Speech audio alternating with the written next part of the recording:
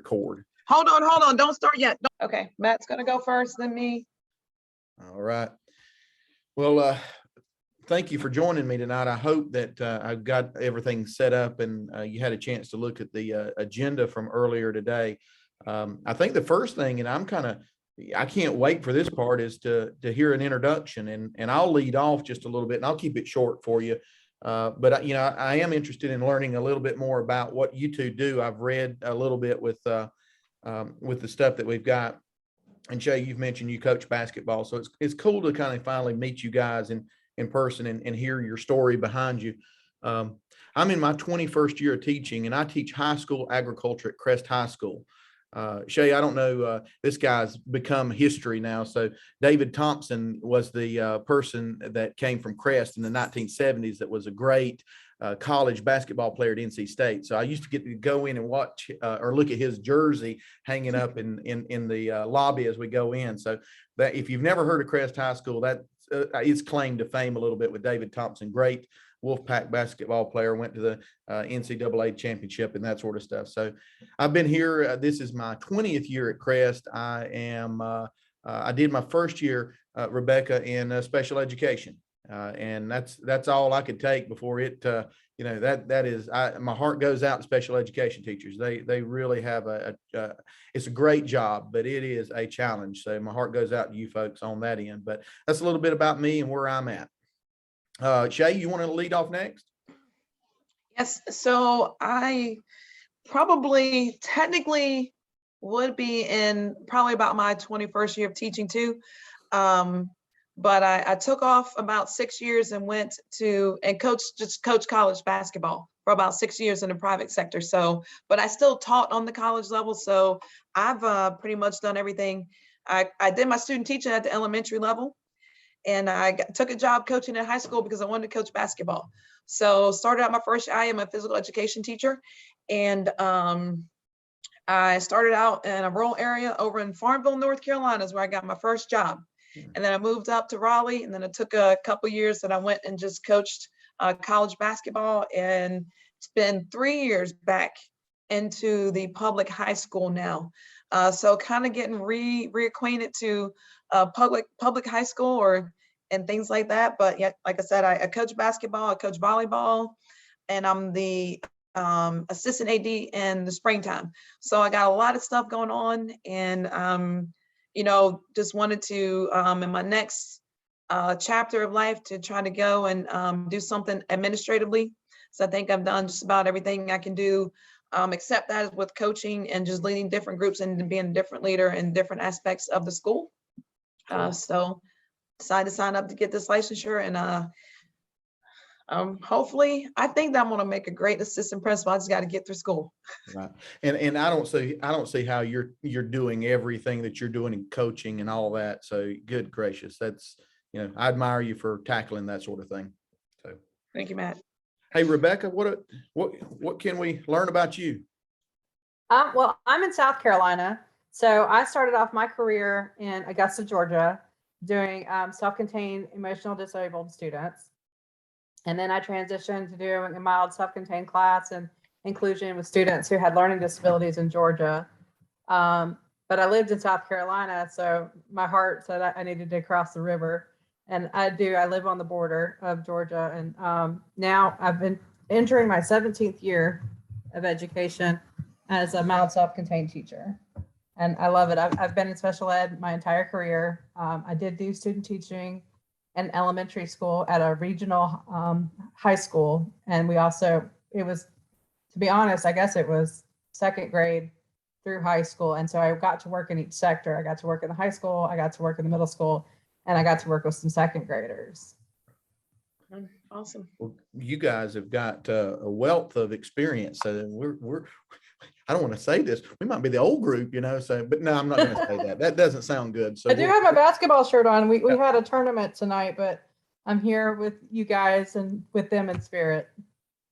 All right, cool. So that we don't run out of Zoom time, first thing on the agenda, we're supposed to talk about our experiences with the PLCs. Rebecca, we'll go with you, and then Shay, chime in, and then I'll wrap this one up, and then we'll just kind of rotate through it in that way, if that's okay. So what was your experience, Rebecca, with the PLC and the leadership of that? I think I've had a really great experience. My team is very strong in their opinions, but they've allowed me to kind of take the lead, take the data, and represent it for our school. And they've also allowed me to, just float through what I couldn't do. And so I've had some great assistance with the assistant administrator giving me data to present to my team. I know that my team needs more diversity. So if we move on with this concept, I definitely would want to reach out to different types of teachers instead of just my SPED team with one math representative. Okay. Well, I've had actually a pretty good experience with my PLC team. I'm a natural born leader. So if I was just on the team, I would probably try to take over anyway. And I have 2 admin on my team. So they're really pushing to put me in that leadership role and to allow me to do some things, because obviously with what we're doing with this, it's going to, I'll say, alleviate some things on them. And then I have a CTE teacher and another teacher who has like 20 some years of experience. So they are allowing me to take the lead because they know what I want to do. But at the same time, they are very supportive, like, hey, push me, put me in the right direction. Hey, maybe you should think about this, think about that, keeping my mind on things that I should be doing and bringing good ideas, but also allowing me to take the role and take the lead in what we need to be doing. And they, taking instruction and not, I think that, when you can, I got 2 admin, obviously they're leaders as well, that it can be just natural to try to take over. Like I said, I wanted to take over, but they are giving me that space to grow and to be a leader in a different setting. Because I said I'm a natural born leader, but it's been more in an athletic setting, that type of thing. So this is a little bit different. And so they're allowing me to, to grow in that. So. I'm going to be nosy a little bit. What CTE teacher do you have as far as? She teaches child development. Okay. They CTE teachers, they come in all flavors, sizes, and shapes and all that. So child development. Yep. Child development. Okay. Interesting.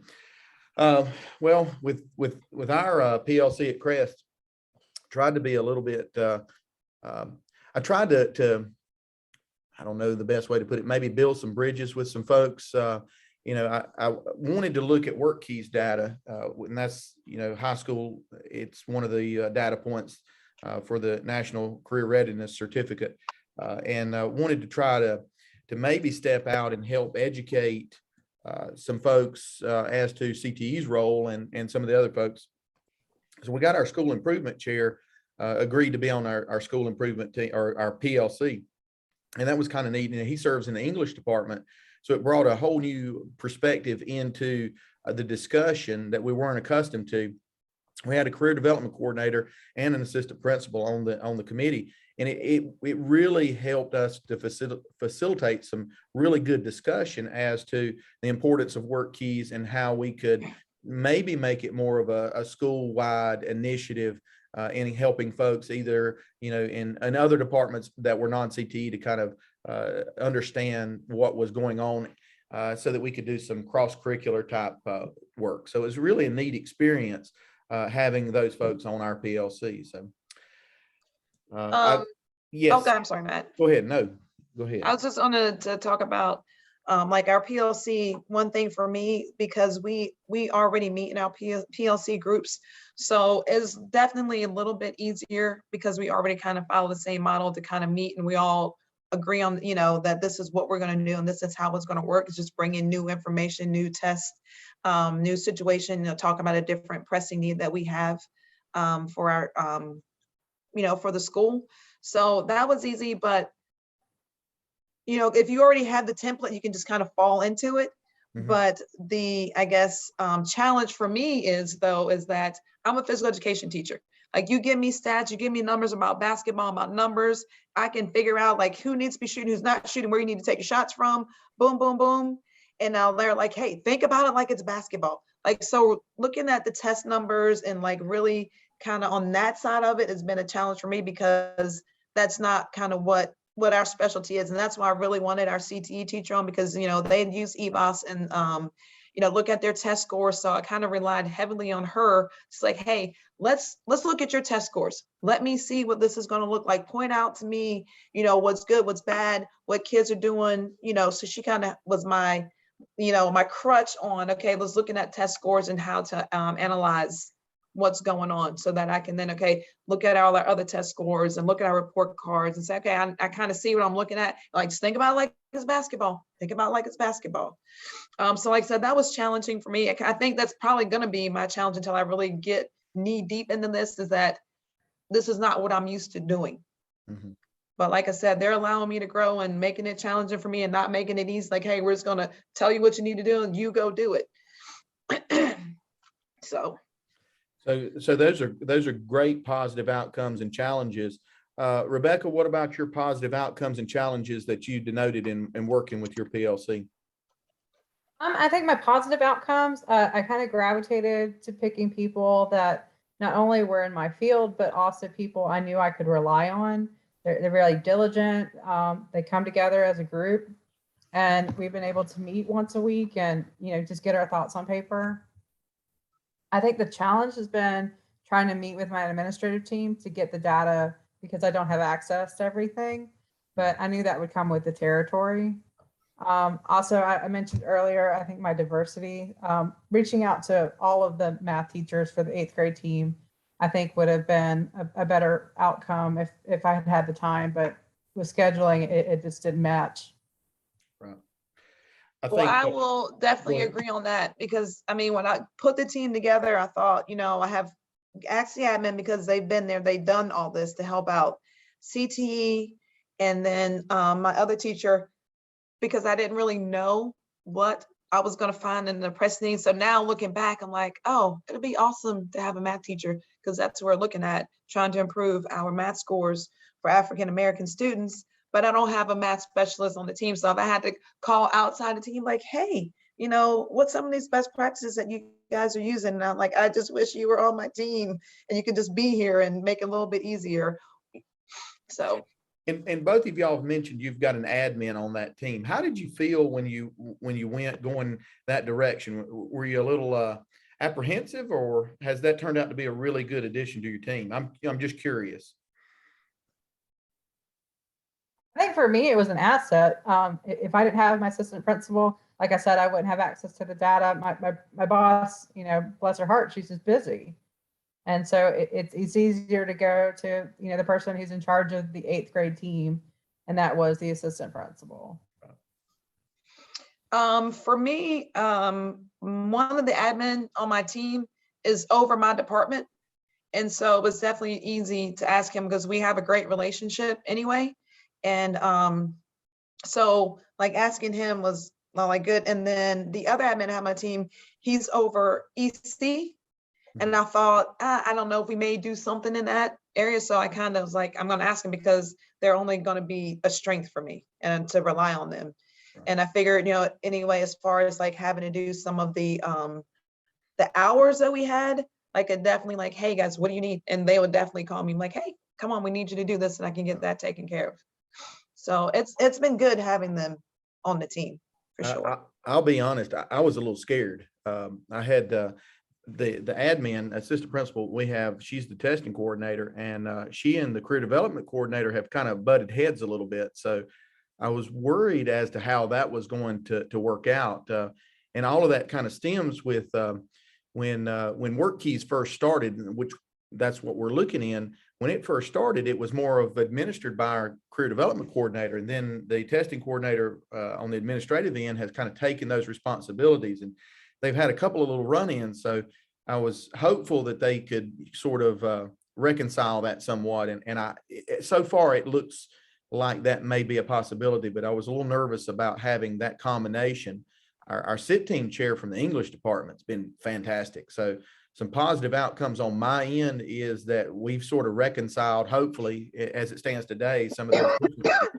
And the challenge is, and Rebecca, I think you kind of alluded to this a little bit, getting the admin meeting with the admin.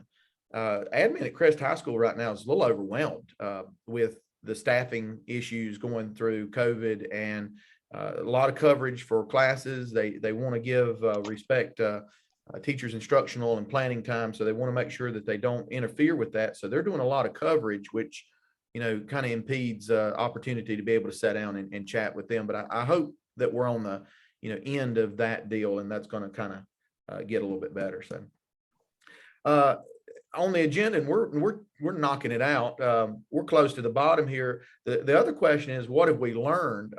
Rebecca, what have you learned by working with your PLC? And we might have already mentioned on some of this stuff just a little bit. So I think I've learned I've always been more of a passive person, and my students, we work with a regional organization to help teach them transition skills, and we did a lesson on communication. It's like, well, I'm passive, but we need to work on being assertive, and assertive doesn't mean that you are being aggressive. And just learning those categories and saying, okay, I need to get my point across. I'm not being mean, but we have a limited amount of time, and I want to be respectful of everybody. Okay. Shay, what have you learned with the PLC process so far? For me, I have learned to be a leader, but also ask for help, and to have room to make mistakes and allow other, probably facilitating, because I'm the type of like, hey, I need to get this done. I'm doing it. I'm going, I got it. I'm going to do this. I'm going to take care of this. With, like I said, doing this is challenging because I'm like, okay, I'm outside of my comfort zone. Right. So I'm going to have to be a leader, but also allow for help. And then also facilitate, and not to like, okay, I'm just going to do it all myself. I'm going to make all the decisions, and I'm going to decide what we're going to do. Then I'm going to tell you guys what we're going to do. And then that's what we're going to do. But obviously that's not even what a PLC is all about. It's a group effort, group thoughts, not just my thoughts and what I think and feel is right or wrong. And so for me, I am learning all of that, and I don't have to do it all myself. And we're going to talk, we're going to have conversation. And I did research on, gosh, what did he call it? It's I had to look at my paper, but it's a thing about when you're in a group, people won't step up and let their voice be heard, because the fear of people saying, oh, that's a stupid idea, or you don't get to talk. And I know that I'm not a rude person, but I can give that, like, really, we don't really, but so for me to learn to allow other people to speak and to then listen. And I'm just saying that from a coach's aspect. I've coached my whole life. So I'm used to running the show, telling the players, hey, this is what we're going to do.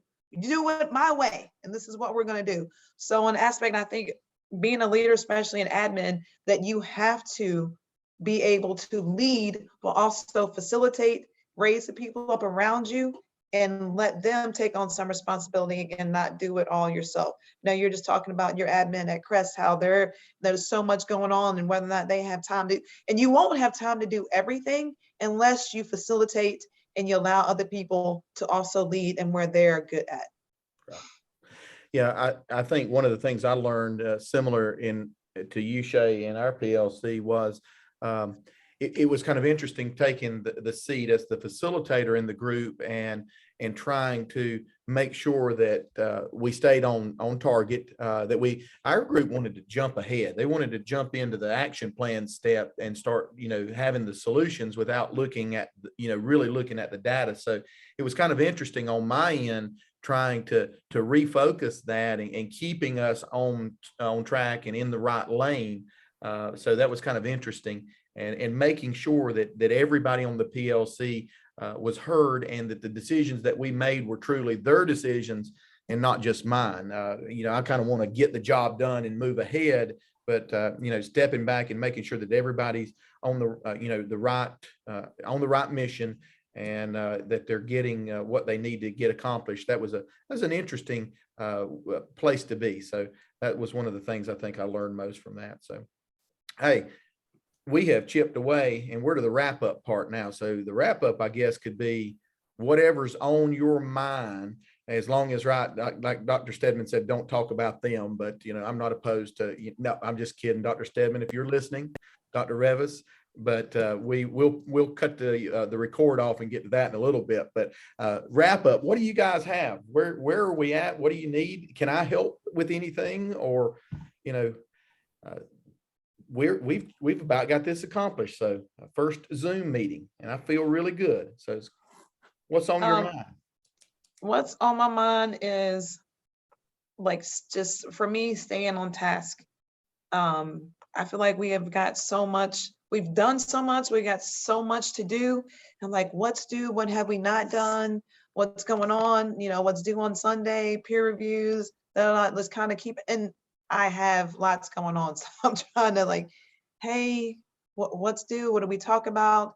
But I guess the biggest thing for me, like I just, you know, basketball is about to be over and wrapped up. And I feel like once I can kind of put one thing to bed, but you know, now my focus, or I can have more space to focus on kind of what we're doing and actually be live on class. I think that there's something to be said to be in the class and hear it live and be able to ask questions when something's being said. I've just kind of been stuck watching recordings for the last 3 classes, and you know, someone will say something, I'm like, wait, I have a question, can't ask it right now. So, you know, definitely, I think I've emailed you guys a couple times asking you all questions about what happened. Like, hey, I wasn't in class.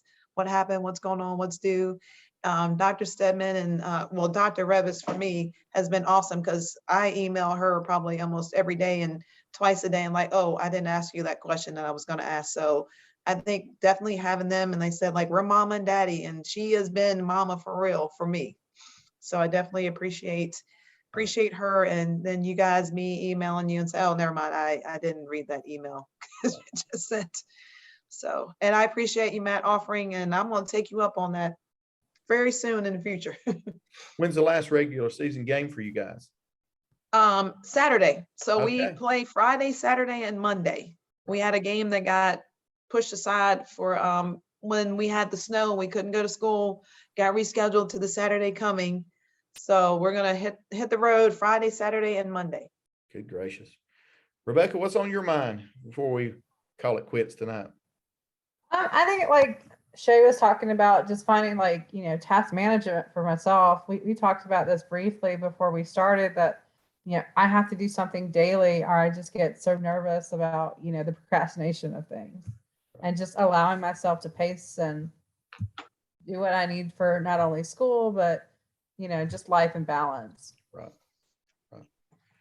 Well, you know, I appreciate the peer reviews. I appreciate your, you know, your patience. Some I got one in, you know, early, and then one was almost to the wire. So, you know, I know you're sitting there on Sunday wanting to get those things knocked out. So try to get my junk in as soon as I can. So Yes, I appreciate you guys being patient. Same thing.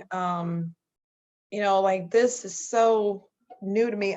I'm like learning. I'm in school getting a whole degree all over again on PLCs and data dive and best practices. Like, I'm like, this is all just mind blowing to me. And I'm like, when I turn that work in, and I'm like, I can't believe I got a good grade on that. You know, like, I can't believe I don't really know what I'm doing. Like, I am seriously learning like just a whole new slew of things. I'm like, I'm gonna be ready for this when it's all over. well, you know, they say it gets a little easier after the first, you know, couple of classes. So maybe we're getting to that point where old pros now on this stuff. So Now, I'm not ready to call myself an old pro. I'm still in the rookie water. well, I'll always be in the rookie water. And when I played any type of sports, Shay, I was always on the bench. So maybe I can get my butt off the bench and play a little bit on this one. So, well, I'll just be the cheerleader. sounds good. Sounds Hey, good on my end. that's a PLC. We need all the pieces to work. Yep. I'm going to go ahead and stop our recording, and then we'll talk about any logistics that we might have to try to work together a little bit better. So I'm going to go ahead and hit that now.